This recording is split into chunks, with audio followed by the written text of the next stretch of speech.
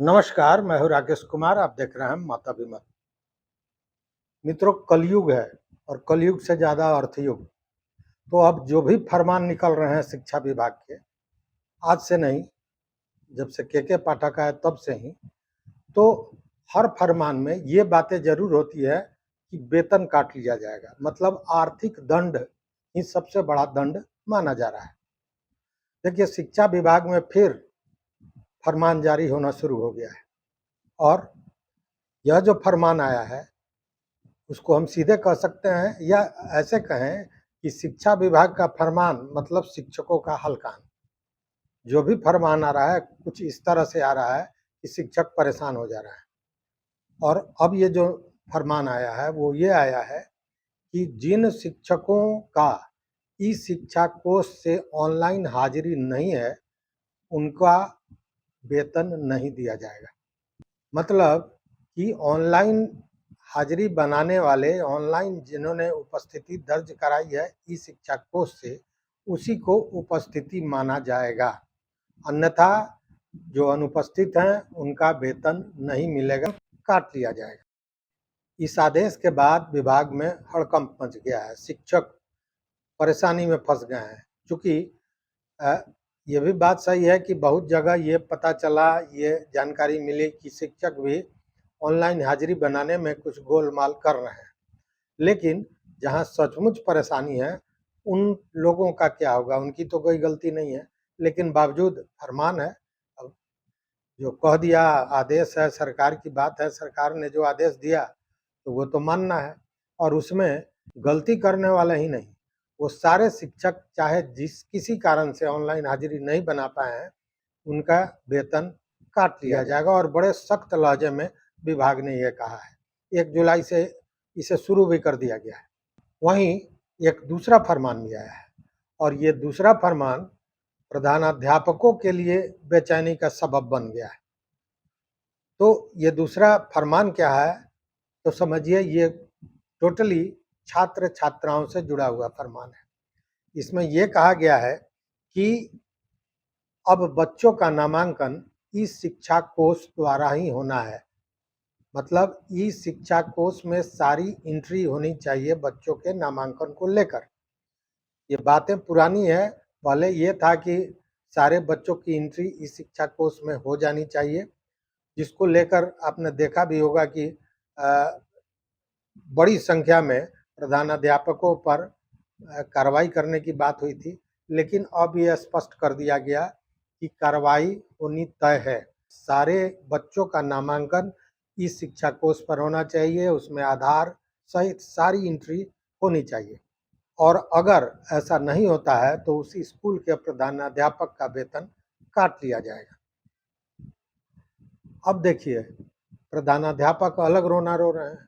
उनका ये कहना है कि हम रोज स्कूल जाते हैं, स्कूल जाने के पहले गांव में घूमते हैं, बच्चों को स्कूल आना चाहिए इस बात को बताते हैं, गार्जियन से मिलते हैं, गार्जियन को कहते हैं कि भैया बच्चों के सारे जो डॉक्यूमेंट्स हैं, आधार कार्ड है, सारे चीज़ों को उपलब्ध करा दिया जाए।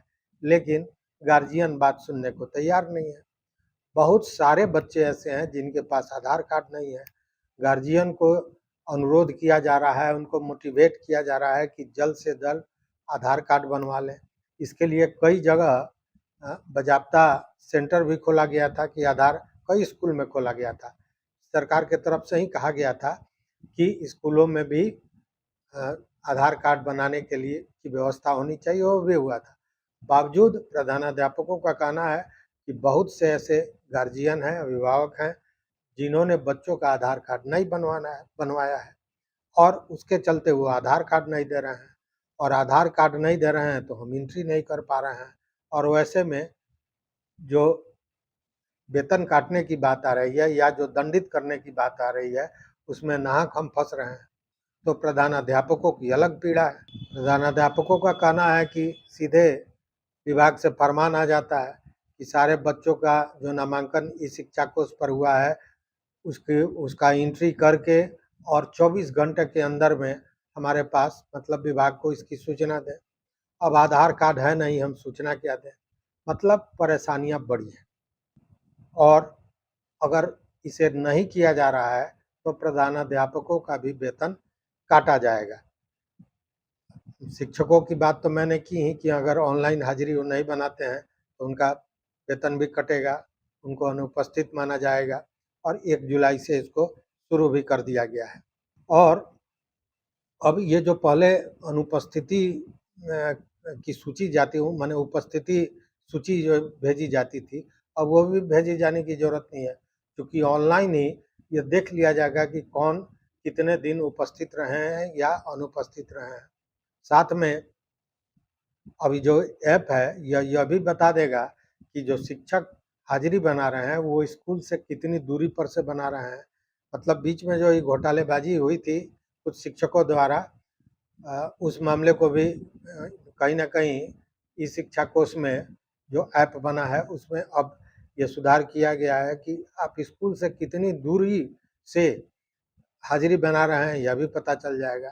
तो कहने का मतलब कि फरमान पर फरमान जारी हो रहा है। हालाँकि ये व्यवस्था को सुधारने के लिए किया जा रहा है, लेकिन इसमें कुछ व्यावहारिक परेशानियाँ हैं, उस परेशानियों को भी विभाग को देखना चाहिए। क्योंकि जहाँ वास्तविक ये परेशानी है कि ऑनलाइन हाजिरी नहीं बन पा रही है और कुछ लोग गड़बड़ करने वाले हैं। अब गड़बड़ करने वालों के साथ जो वास्तविक परेशानी वाले हैं वो भी पिसेंगे, जो कहते हैं जौ में घुन पिसने वाली बात, तो वही स्थिति बनी हुई है। और आधार कार्ड नहीं है, जिसके चलते अगर एंट्री पूरी नहीं होती है तो प्रधानाध्यापकों पर ब्याज गिरेगा। तो कहने का मतलब है कि शिक्षा विभाग का फरमान लगातार चल रहा है और जब भी कोई फरमान आता है तो शिक्षकों के लिए, कर्मियों के लिए हल्कान बन जाता है। तो देखते हैं आगे क्या होता है। इस वीडियो में बस इतना ही। मित्रों, चैनल पर नए हो तो निश्चित रूप से सब्सक्राइब कीजिए, वो घंटी जैसी आकृति दबा दीजिए ताकि हम जो वीडियो बनावें, जो सूचना दें वो आप तक पहुंच सके। और अपने दोस्तों के साथ, अपनों के साथ शेयर कीजिए कि ये सूचना उनको भी मिले। देखते रहिए मत अभिमत। बहुत बहुत धन्यवाद। कोटिशः आभार।